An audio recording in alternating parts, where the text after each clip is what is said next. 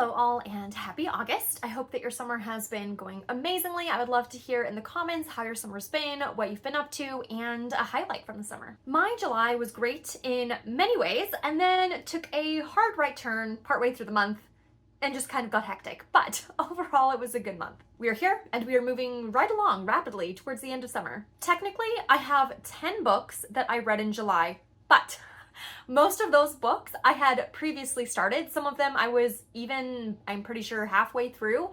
So I did not read 10 books start to finish. So I just wanted to give that disclaimer. I did get a lot of reading done, but not quite that much. Over the last couple weeks, as things just kind of got hectic, YouTube really kind of took a back burner for me. I kept trying to sit down and film or schedule out videos I wanted to do or whatnot, and it just didn't happen. So I'm here today. I'm filming today. I honestly don't know what the next couple of weeks or even months as I'm starting a new job, what all it's gonna look like. I need to reassess kind of my vision for YouTube and what I would like my channel to look like. So stay tuned. But I do hope to get back to a regular schedule for my channel. So the first 5 books that I read in July, I actually talked about in a previous video when I did a Clear Out My Kindle reading challenge. I went through my Kindle and I just started reading some books that I had previously started that I wanted to finish. So I will link to that video here and I will only talk about these books very briefly. The first was Before I Let Go by Kennedy Ryan.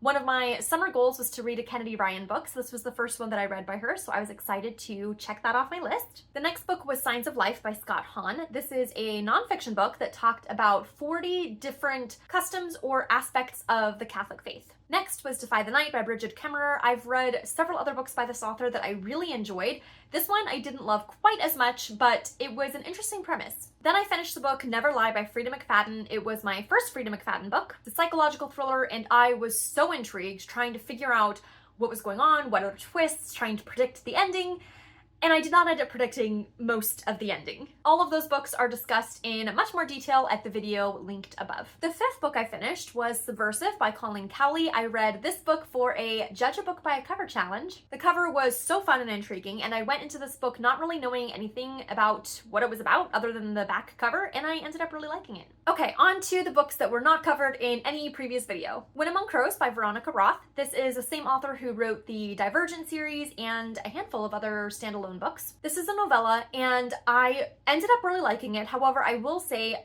being very new to like the fantasy world, it was a lot of world building in a short amount of time. So I spent the first little chunk confused, but then as I started kind of figuring out what was going on, I really liked it. And I thought it was really cool because it apparently was based on a lot of Slavic folklore that I didn't really know that much about, so that was kind of a fun element as well. The story follows Demeter, who is a hunter, and his job is basically to slay monsters. However, he is kind of harboring some of his own secrets.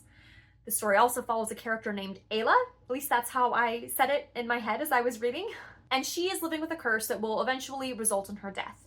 Ayla and Demeter end up joining forces in a somewhat tenuous alliance as they are both trying to break the curse and figure out something, but we're not sure exactly what it is that Demeter's trying to do until later in the story. The book was a quick read, but I really found myself rooting for the characters and really wanting to know more of what was going to happen. I gave it 4 bookmarks. The next book was actually an audiobook, and I listened to The 7.5 Deaths of Evelyn Hardcastle by Stuart Turton. This book has intrigued me ever since I first heard of it several years ago, and I had just never gotten around to it. So when I saw that it was available on Libby, I decided to try it. It was fun. It was unique. It was not at all a stereotypical murder mystery plot. Aidan Bishop finds out that Evelyn Hardcastle will die, and she will be murdered at 11 p.m. And she will die every day at 11 p.m. because, as it turns out, Aidan, every morning that he wakes up, he is in the body of another person.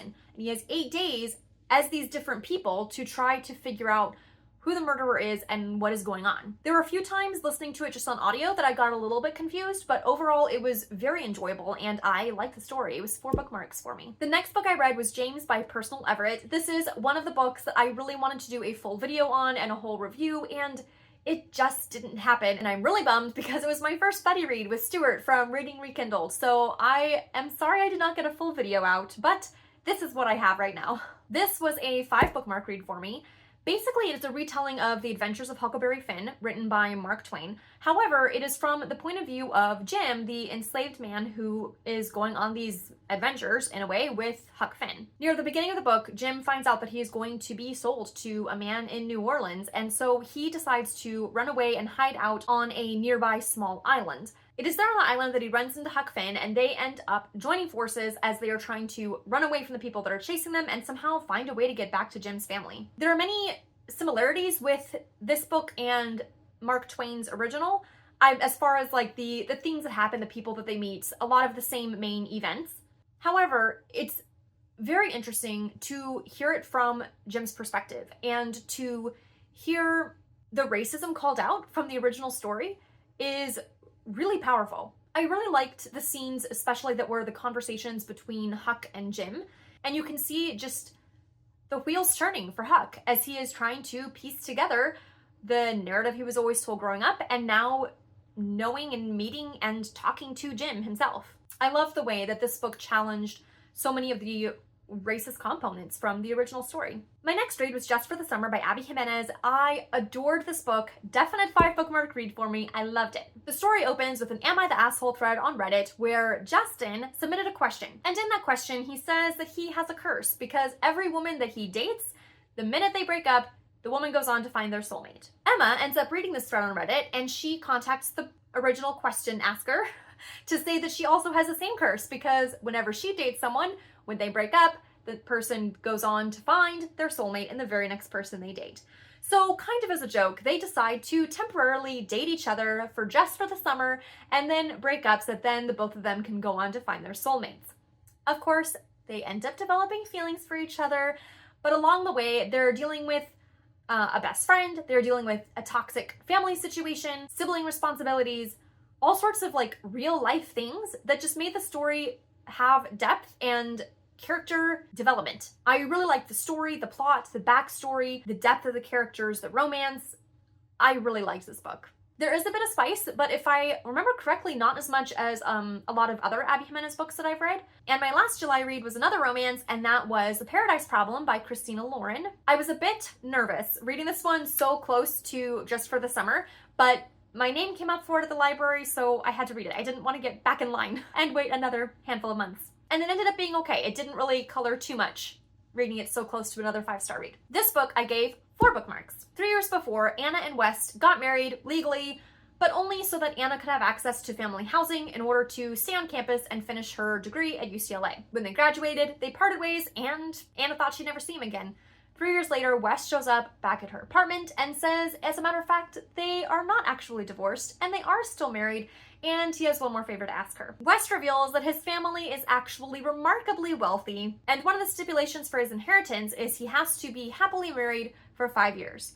Their 5-year anniversary is coming up in a few months, but his little sister is getting married before then, and his family is demanding that his wife attend. So he asks her one more time to play the part of his wife, and off they go to an island for a crazy expensive, crazy rich, crazy arrogant family wedding. Anna, an artist, barely living paycheck to paycheck, and Liam, with all of his family entails. I did enjoy this book overall. I thought it brought up some good conversation points, definitely between the 2 main characters as they talked about class and finances and privilege and all sorts of things as they are dealing with toxic family relationships, as they're trying to sort out their own feelings for each other.